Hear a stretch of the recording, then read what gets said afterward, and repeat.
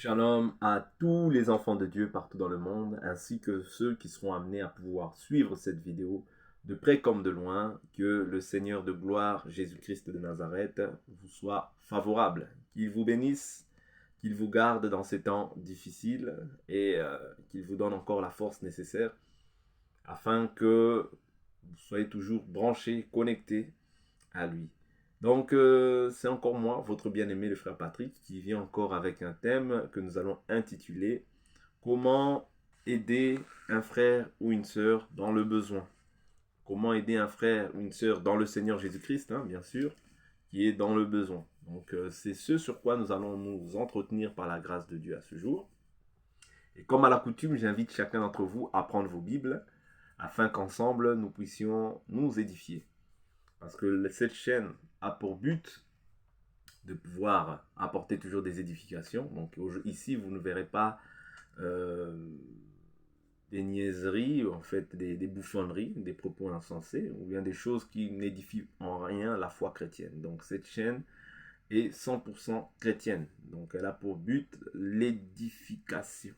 L'édification, donc la construction des enfants de Dieu. Parce que ce qu'on construit aujourd'hui, ce n'est pas des temples, mais ce qu'on construit aujourd'hui, ce sont les temples qui sont les enfants de Dieu, qui sont les enfants de Dieu. C'est-à-dire, par cette parole, ils sont construits, par cette parole, ils sont fortifiés, par cette parole, ils sont enracinés davantage dans la parole de Dieu, qui est la parole de vie. Donc, sans plus tarder, nous allons commencer notre partage. Donc, je répète, c'est comment secourir les frères ou les sœurs étant dans le besoin.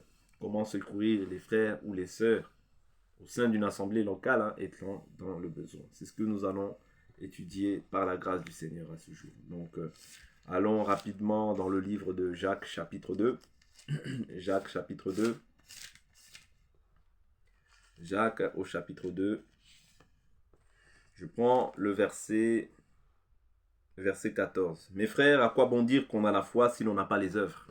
Cette foi peut-elle sauver? Si un frère ou une sœur sont nus et manquent de la nourriture de chaque jour, et que l'un d'entre vous leur dise « Allez en paix, chauffez-vous et rassasiez-vous », sans leur donner ce qui est nécessaire au corps, à quoi cela sert-il? Il en est ainsi de la foi, si elle n'a pas d'œuvre, elle est morte en elle-même. Mais quelqu'un dira « Toi tu as la foi et moi j'ai les œuvres, montre-moi ta foi sans les œuvres, et moi par mes œuvres je te montrerai ma foi. » Tu crois qu'il y a un seul Dieu, tu fais bien, les démons le croient aussi, et ils tremblent. Mais veux-tu comprendre, homme vain, que la foi sans les œuvres est stérile? Abraham, notre père, ne fut-il pas justifié par les œuvres pour avoir offert son fils Isaac sur l'autel? Tu vois que la foi agissait avec ses œuvres, et que par les œuvres sa foi fut rendue parfaite. Ainsi s'accomplit ce que dit l'Écriture. Abraham crut à Dieu, et cela lui fut compté comme justice, et il fut appelé ami de Dieu. Vous le voyez, c'est par les œuvres que l'homme est justifié et non par la foi seulement. Rahab la prostituée ne fut-elle pas également justifiée par les œuvres pour avoir reçu les messagers et les avoir fait partir par un autre chemin? Comme le corps sans esprit est mort, de même la foi sans les œuvres est morte. Vous comprenez? Donc ici, il ne veut pas dire que la foi n'est pas agissante. Vous voyez, la foi n'est pas agissante.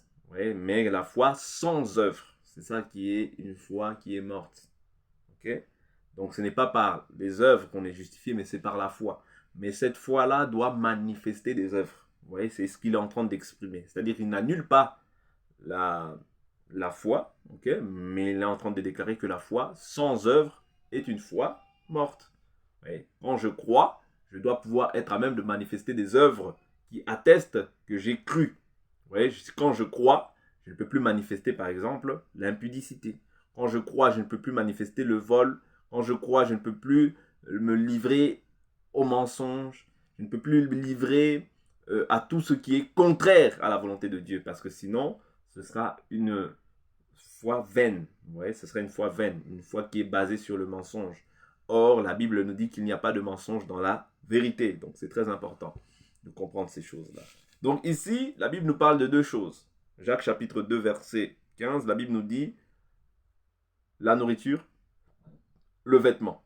Okay? Ces deux choses-là, ce sont des choses primordiales, essentielles à la vie de l'homme. Vous voyez, la Bible nous parle de ces deux choses, la nourriture et le vêtement. Si un frère est nu et manque de la nourriture de chaque jour, c'est-à-dire que quand j'aide, déjà, je dois m'assurer que c'est la nourriture et le vêtement. Maintenant, je peux faire plus. Je peux faire plus dans la vie d'un frère ou d'une sœur. Ouais, je peux faire plus. Je peux aider parce que l'amour peut me pousser à aider davantage. Ok? Mais ici, j'aimerais simplement interpeller la conscience de plusieurs et ne pas faire en sorte que les frères puissent lapider. Non. Ici, j'aimerais en fait interpeller plusieurs. C'est-à-dire que l'aide n'est pas mauvais. L'aide, c'est très bien. Quand j'aide, je montre par cette aide-là que j'ai la foi. Oui, par cette aide, je montre que j'ai la foi. Mais maintenant, néanmoins, il ne faudrait pas aussi bafouer certaines écritures. C'est-à-dire, l'amour se réjouit aussi de la vérité. Ok? L'amour se réjouit aussi de la vérité. C'est-à-dire, la personne qui est dans le besoin est dans le besoin, mais ne doit pas chercher à y rester dans le besoin.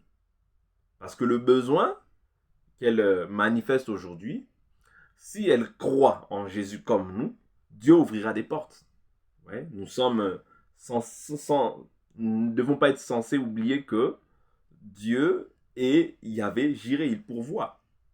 Ouais, il pourvoit. Donc, comme il pourvoit, bien sûr, il va pourvoir dans un premier temps au travers des saints. Bien sûr, il va manifester son amour parce qu'aujourd'hui, Jésus, on le voit à travers de nous. Matthieu chapitre 25. Lorsque vous avez fait ces choses-là à un plus petit de mes serviteurs en qualité de frère, c'est à moi que vous l'avez fait. C'est-à-dire que quand je fais du bien à une personne, en réalité, je le fais au Seigneur. Vous comprenez? Donc, je ne dois pas me lasser de faire le bien. Parce que la Bible nous dit, imite le bien, n'imite pas le mal. Celui qui imite le bien a vu Dieu. Celui qui fait le mal n'a pas vu Dieu. Donc, je ne peux pas me limiter dans ma manière d'aider un frère ou une sœur. Mais néanmoins, je dois user aussi de prévenance à l'égard du frère ou de la sœur qui est dans le besoin, afin de lui faire comprendre que, bien sûr, il se peut que dans le passé, tu avais un problème de gestion. Il se peut que tu avais une manière de vivre qui était une manière extravagante. Mais maintenant que tu es dans le Seigneur Jésus-Christ, tu dois avoir ce qu'on appelle le renouvellement de l'intelligence. Soyez transformés par le renouvellement de l'intelligence. C'est très important, le renouvellement de l'intelligence. C'est-à-dire, la Bible, toi, doit t'apprendre le contentement. C'est très important.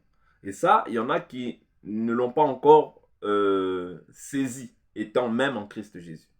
Ça veut dire qu'il vit n'importe comment, il vit au-delà de ses moyens, et comme à la fin du mois, il est dans le besoin, ben, il vient voir les frères, parce qu'il sait que bon, les frères ne vont pas lui refuser, et perpétuellement, comme ça, cette personne-là continue, ben, elle vit mal, et à la fin du mois, elle vient voir les frères, oh, je n'ai pas ceci, je n'ai pas cela, mais en réalité, Dieu nous donne aussi des moyens pour que nous puissions pallier à nos besoins. Vous voyez, à nos besoins. Maintenant, je ne dis pas qu'il peut y avoir des temps où la personne n'y arrive pas et qu'on puisse l'aider, ça peut arriver. Mais néanmoins, ça doit être quelque chose de... C'est-à-dire, cette personne-là qui vivait mal, l'Église a pour rôle de lui apprendre à vivre maintenant correctement. C'est-à-dire, pendant la période que tu es dans le besoin, bien sûr, l'Église va prendre soin de toi, mais c'est dans l'objectif que tu puisses trouver quelque chose pour toi-même et apprendre maintenant à gérer tes finances. C'est très important. C'est très important parce qu'il ne faudrait pas que l'Église soit un lieu où les gens soient seulement assistés. Non, parce que si demain, il y a d'autres personnes qui sont amenées à venir, qui sont dans le même besoin, c'est-à-dire ces personnes-là, en fait, on accumule charge sur charge. Voilà pourquoi il faudrait dire, vous voyez, il faudrait aider, mais dire aussi aux personnes, pendant la période que nous t'aidons, toi, fais de manière à pouvoir, fais de tout ton possible de pouvoir trouver un travail, ou bien aider la personne si elle ne sait pas faire de démarche, comment trouver un travail pour qu'elle puisse maintenant être indépendante ou indépendant financièrement. C'est très important. Vous voyez? Parce que les apôtres nous disent quoi? Je prends l'écriture.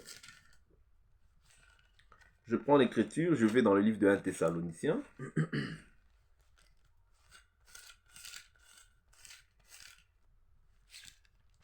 1 Thessaloniciens, je prends le chapitre 1 Thessaloniciens, je prends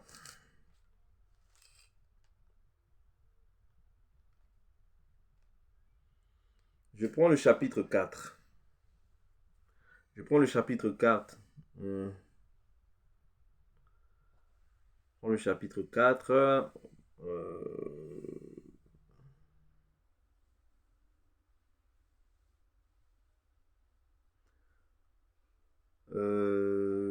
Je prends à partir du verset...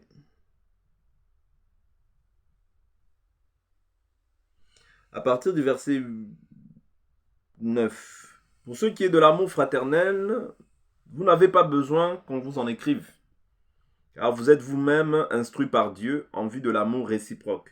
C'est aussi ce que vous faites envers tous les frères dans la Macédoine entière. Mais nous vous exhortons, frères, à progresser encore, à mettre votre honneur à vivre en paix, à vous occuper de vos propres affaires et à travailler de vos mains, comme nous vous l'avons recommandé. Cela pour que vous vous conduisiez honnêtement envers ceux du dehors et que vous n'ayez besoin de personne. Ouais, donc le but, l'aide, ce n'est pas mauvais. L'aide, c'est biblique. Aider un frère, aider une sœur, c'est biblique. Ouais, mais l'objectif pour lequel nous aidons un frère ou une sœur, c'est afin que cette personne-là puisse trouver aussi, puisse trouver aussi des moyens afin qu'elle puisse vivre en paix et n'avoir rien à demander à personne. C'est très important, vous voyez, que vous n'ayez besoin de personne. C'est-à-dire que tu puisses te débrouiller tout seul. Oui, que tu puisses te débrouiller tout seul avec les bénédictions que Dieu t'accorde sous le soleil. C'est très important. Vous voyez, cela, les gens ne le disent pas. Vous voyez, parce qu'ils sont dans une fausse fraternité. Parce que la vraie fraternité, ce serait de pouvoir aider la personne, bien sûr. Mais si la personne est constamment dans le besoin, il faudrait maintenant essayer de voir, ma soeur, mon frère, pourquoi est-ce que tu vis de telle manière? Qu'est-ce qui ne va pas dans ta manière de gérer? Vous voyez? Qu'est-ce qui ne va pas dans ta manière de gérer? Parce que tu as des charges. Les autres aussi ont des charges. Mais comment est-ce que les autres arrivent à pouvoir s'organiser que toi, tu n'y parviens pas? Vous voyez? C'est-à-dire qu'il y a un problème, il y a un souci dans ta gestion, dans ta manière de faire les choses. Voilà pourquoi il faut conscientiser la personne afin que la personne sache comment elle doit s'occuper, gérer son foyer, comment cette personne peut vivre en paix et sans pour autant déranger, être à même de pouvoir déranger les frères ou les sœurs. Quand je dis déranger, peut-être que le mot peut être euh, dur, mais ce n'est pas un dérangement en soi, c'est une joie que d'aider un frère ou une sœur. Mais néanmoins, il faudrait que, la Bible nous dit que cela pour que vous vous conduisiez honnêtement envers ceux du dehors et que vous n'ayez besoin de personne.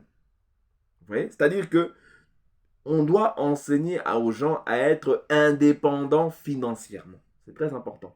Parce qu'une personne qui est indépendante financièrement, c'est une personne qui saura comment gérer aussi ses finances. Mais une personne qui ne l'est pas, c'est une personne qui sera toujours à même de pouvoir demander aux autres, demander aux autres. Et cela, ce n'est pas bon. Ce n'est pas cela que Dieu appelle les gens. Vous voyez?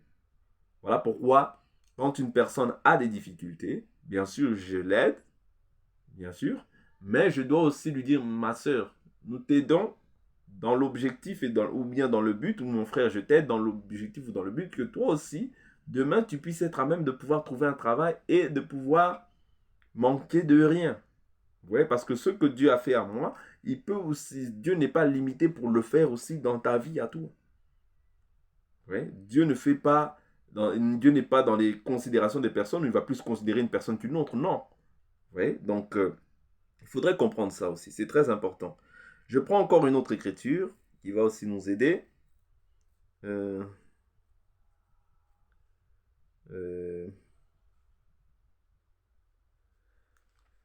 allons rapidement dans le livre de... Allons rapidement dans le livre de Thessaloniciens au chapitre 2. De Thessaloniciens au chapitre 2. Je prends 2 Thessaloniciens chapitre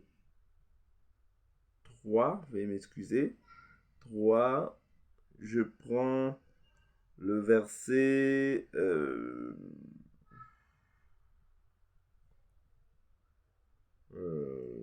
je prends le verset 6. 6. Nous vous recommandons, frères, au nom de notre Seigneur Jésus-Christ, de vous éloigner de tout frère qui vit dans le désordre, et non selon la tradition que vous avez reçue de nous. Vous savez vous-même comment il faut nous imiter, car nous n'avons pas vécu parmi vous dans le désordre. Nous n'avons mangé gratuitement le pain de personne, mais dans le labeur et dans la peine, nous avons travaillé nuit et jour pour n'être à charge à aucun de vous. Vous voyez? C'est-à-dire que quand quelqu'un est dans le besoin, ok, il est une charge pour ses frères. C'est pas moi, c'est l'Écriture qui le dit.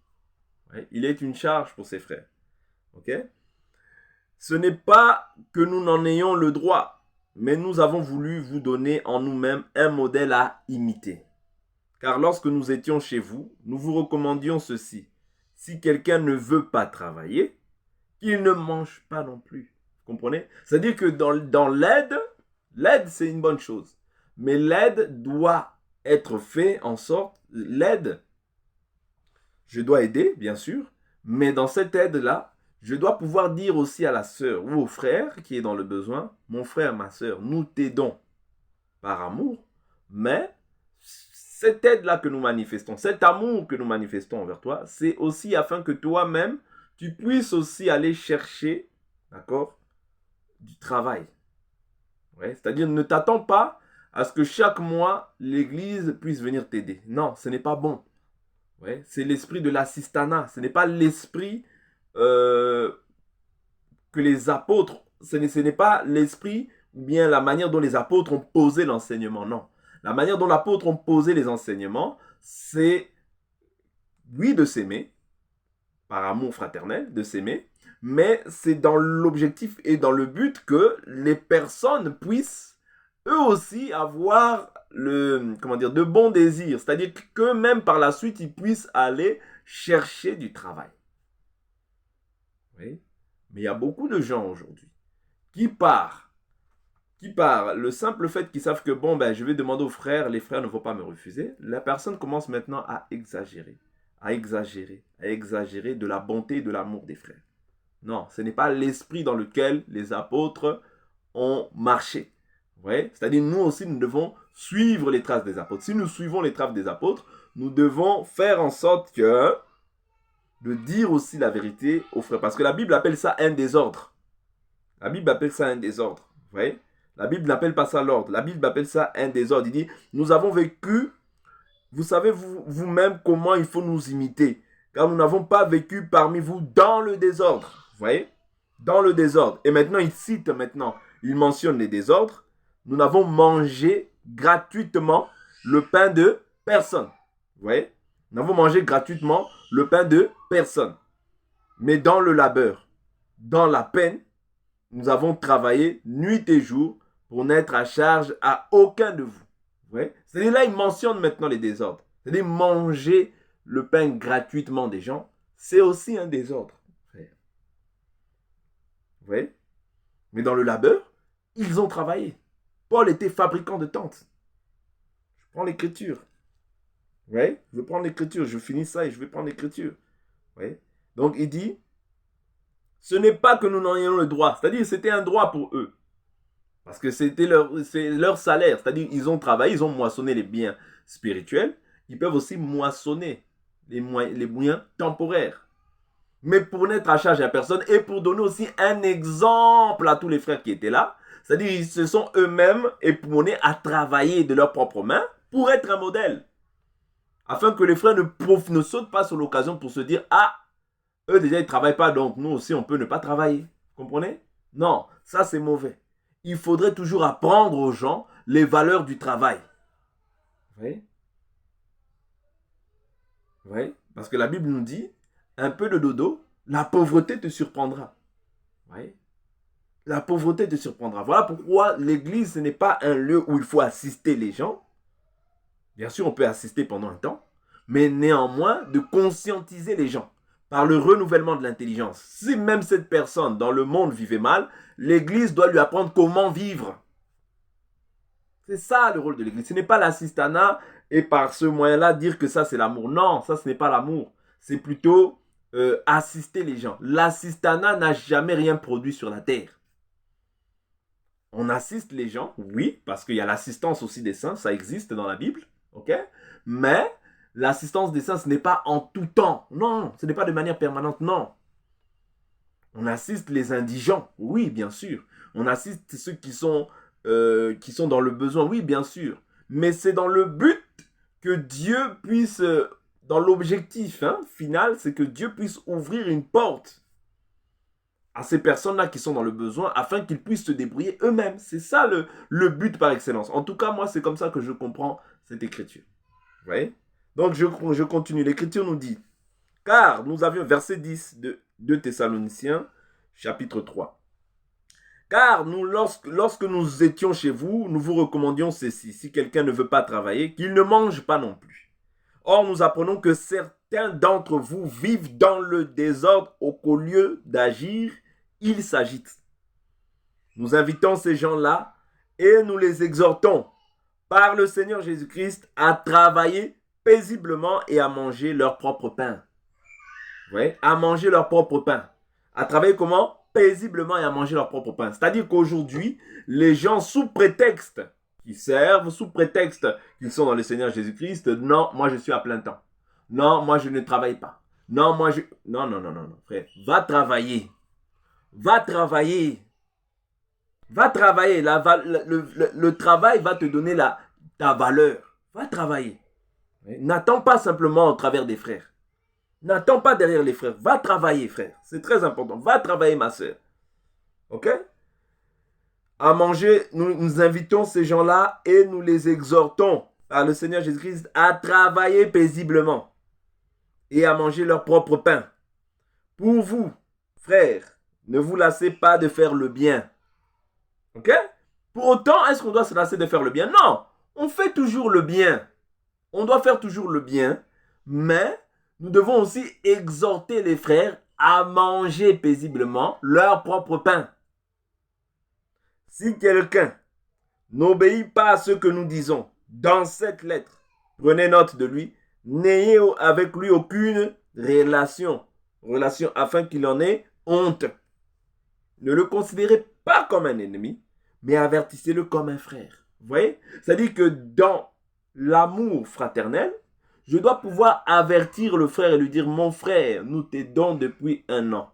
Mais où en sont les démarches de ton côté? Oh non, bon, tu vois, j'ai toujours des réponses négatives. D'accord, bon frère, nous allons essayer de t'aider. On t'aide, on se rend compte par la suite que le frère, en fait, ne veut pas travailler. Là, il y a un problème avec l'écriture. Là, il rentre en conflit avec les écritures parce que là, le frère rentre dans ce qu'on appelle le désordre. Oh, le frère, on prend ton CV. On te demande si ça. Tu te demandes, finalement, non, bon, ce travail-là, je ne l'aime pas. Moi, je ne me vois. Ah, là, frère, là, on comprend qu'en fait, tu veux vivre sous le dos des frères ou sous le dos des sœurs. Ce n'est pas bon. Ça, il s'agit d'un désordre. Et une chose comme pareil, on doit prendre note de la personne et dire maintenant que le frère, là, que vous voyez, il vit dans le désordre. Il ne veut pas travailler. C'est un désordre, frère, bibliquement parlant. Vous voyez? Donc, dont on ne doit pas laisser passer. Non. Sous prétexte que c'est un frère, sous prétexte que c'est une sœur. Au bout d'un certain moment, on doit pouvoir demander des comptes aux frères. Ah ben oui, c'est comme ça que la Bible nous demande. Je n'ai pas dit directement, mais au bout d'un certain temps, le frère, on doit pouvoir lui dire, mais qu'est-ce qui ne va pas, frère, dans ta situation? Pourquoi tu ne travailles pas? Pourquoi ceci, cela, ceci, cela? Sinon, tu vas vivre au crochet et aux dépens des sœurs et des frères, et ça, ce n'est pas de Dieu. Vous comprenez? Donc, c'est très important que nous ayons des bons sentiments comme la Bible nous parle, ouais, dont la Bible nous parle. C'est très important. Donc, je vais prendre une autre écriture parce que sinon, si je me limite à cela, les gens vont dire, ben, finalement, donc, faut plus aider. Non, ce n'est pas ça que je suis en train d'essayer de pouvoir exprimer, la pensée que je suis en train de pouvoir communiquer. Non, ce n'est pas le fait de ne pas aider. Loin de là ma pensée. Vous voyez? Mais la Bible nous dit, allons dans le livre de Actes des Apôtres. Allons dans le livre de Actes des Apôtres. Il y a toujours eu des pauvres. Même lorsque l'apôtre Paul était parti en mission, les frères lui ont dit, n'oublie pas les pauvres. C'est-à-dire, il y a des pauvres. qu'on doit pouvoir aider, qu'on doit pouvoir assister. Même ceux qui sont peut-être païens et pauvres, nous devons pouvoir les aider, ce n'est pas un péché. Vous voyez? Mais maintenant, qu'est-ce qui se passe? Qu'est-ce qui se passe dans le livre de Actes des Apôtres?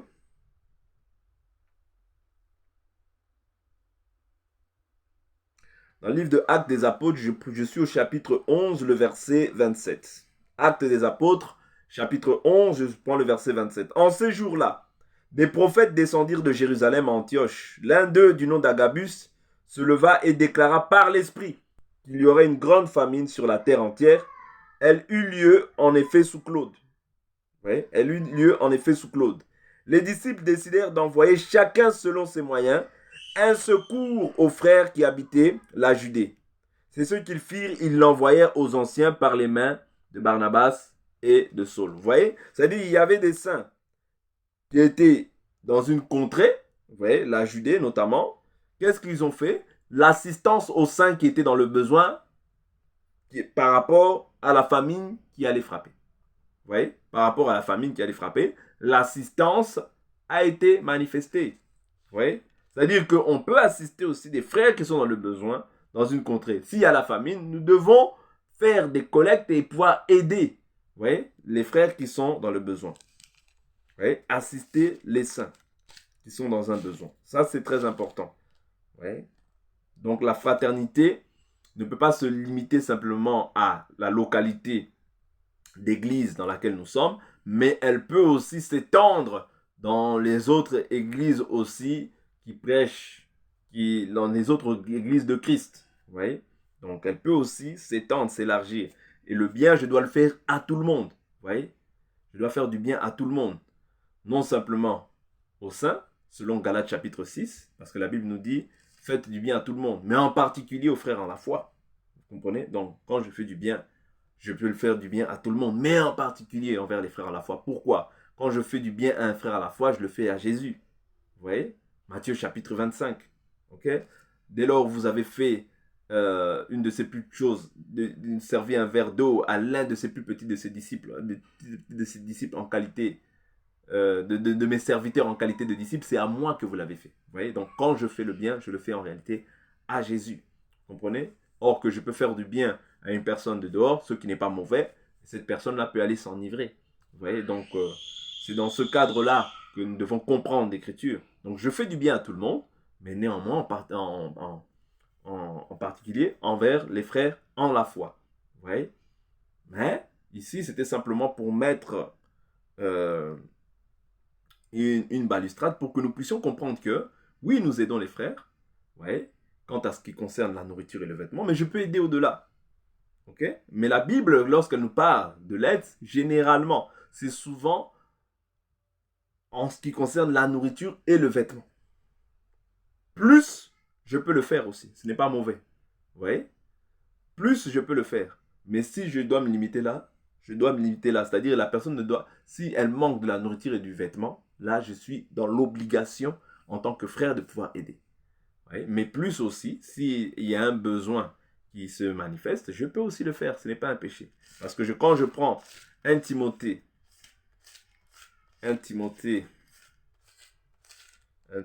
chapitre 6. 1 Timothée chapitre 6. Je prends le verset 7. Car nous n'avons rien apporté dans le monde, comme aussi nous n'en pouvons rien emporter. Si donc nous avons la nourriture et le vêtement, cela nous suffira. Vous voyez? Mais ceux qui veulent s'enrichir tombent dans la tentation, dans le piège et dans une foule de désirs insensés et pernicieux qui plongent les hommes dans la ruine et la perdition. Vous voyez? La Bible nous parle souvent de la nourriture et du vêtement. Si j'ai la nourriture et le vêtement, cela me suffit. Donc c'est ce que nous devons comprendre par là. C'est-à-dire que je ne dois pas aussi m'attacher aux choses de cette terre. Vous voyez? Donc si j'ai un besoin, si un frère est dans le besoin, je ne peux pas lui fermer mon cœur. Parce que la Bible nous dit dans le livre de 1 Jean, chapitre 3, verset 16, « À ceci nous avons connu l'amour, c'est qu'il a donné sa vie pour nous. Nous aussi, nous devons donner notre vie pour les frères. » Vous voyez, je donne ma vie pour les frères. Si quelqu'un possède les biens du monde, qu'il voit son frère dans le besoin et qu'il lui ferme son cœur, comment l'amour de Dieu demeurera-t-il en lui. Petits enfants, n'aimons pas en parole ni avec la langue, mais en action et en vérité. Par là, nous connaîtrons que nous sommes de la vérité et nous apaiserons notre cœur devant lui. C'est-à-dire que tout ce que j'ai en réalité appartient à Dieu. Donc, si je possède des biens, ok, et que je vois mon frère dans le besoin, je ne peux pas lui fermer mon cœur. D'accord? Mais il faudrait comprendre en fait l'esprit dans lequel j'ai dit cela. Ce n'est pas dans le but de pouvoir dire non à toute personne, non. Mais c'est dans le but de pouvoir aider afin que lui ou elle, le frère ou la sœur, soit à même, au bout d'un moment, de pouvoir s'auto-gérer, si on peut le dire ainsi. Ouais. Mais si j'ai la possibilité de l'aider, je l'aide. Donc voilà l'esprit dans lequel j'ai abordé cet enseignement. D'accord? Donc ce n'est pas pour dire d'une manière radicale que non, il ne faut pas aider. Loin de là. L'aide, c'est bon. Okay? L'aide, c'est bon. Donc, de toute manière, tout le bien que tu fais, tu le fais pour Dieu. Okay? N'oublie jamais ça. Mais il faut aussi être équilibré et faire en sorte que chaque frère puisse vivre ou chaque sœur puisse vivre dans l'ordre afin que Dieu soit glorifié de tout ce que nous faisons. Parce que nous ne pouvons pas être dans un extrême et délaisser aussi l'autre extrême. Non. Nous devons aider tant que nous avons la possibilité d'aider. Mais si nous nous rendons compte que le frère ou la sœur vit vraiment maintenant dans les désordres, c'est-à-dire qu'il ne veut pas travailler, là, il y a un problème. Parce qu'un frère aussi doit pouvoir travailler afin de subvenir aux tâches de ceux qui sont faibles. Ça, c'est pas moi, c'est Actes chapitre 20. On peut prendre cette écriture et terminer là. Actes des Apôtres chapitre 20.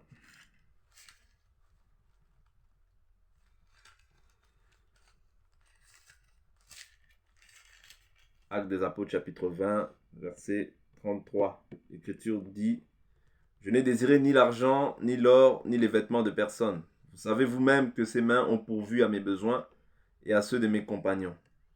En tout, je vous ai montré qu'il faut travailler ainsi pour venir en aide aux faibles et se rappeler les paroles du Seigneur Jésus, qui a dit lui-même: il y a plus de bonheur à donner qu'à recevoir. Vous voyez? Donc, quand on travaille, aussi c'est pour venir en aide aux faibles. Il y a des gens qui sont faibles comme ça, qui ne peuvent pas même travailler, qui sont dans des difficultés. Vous voyez? Donc, nous devons, nous qui avons la possibilité de pouvoir travailler, aller travailler, afin que Dieu soit glorifié et qu'il n'y ait pas de désordre qui règne. Parce que n'oublions pas que la bonne attitude, c'est un exemple. La mauvaise aussi attitude, c'est un exemple. Jérémie chapitre 2 nous dit, par ta mauvaise attitude, de ta mauvaise attitude, tu en as fait un enseignement. Vous voyez, c'est-à-dire que le bon comportement enseigne. Le mauvais comportement aussi enseigne. Quelqu'un qui ne veut pas travailler, il va produire aussi des gens qui ne veulent pas travailler. Quelqu'un qui travaille, il montre par son attitude qu'il faut aller travailler pour pouvoir subvenir à ses besoins. Vous voyez? Donc c'est très très très important afin que nous n'ayons pas des fainéants spirituels au sein d'une église. D'ici là, chers frères et sœurs, portez-vous bien. Que le Seigneur de gloire vous bénisse, qu'il vous garde dans sa bonté, dans sa fidélité et dans sa miséricorde. Soyez richement et abondamment bénis au nom de Jésus-Christ. Amen. Bye bye.